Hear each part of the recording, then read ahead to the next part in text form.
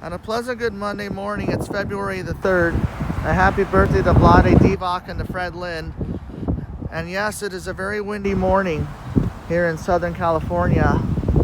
And yes, yeah, just be careful out there today. And how about that comeback win by the Kansas City Chiefs as they defeat the 49ers 31-20. And yeah, Kansas City knows how to come from behind, especially in the second half. But well, I'm happy that basketball is back in full swing, both college hoops and of course the NBA. And in a couple of weeks, it's back to spring training baseball, and it's going to be in the mid-60s today. It's 52 right now.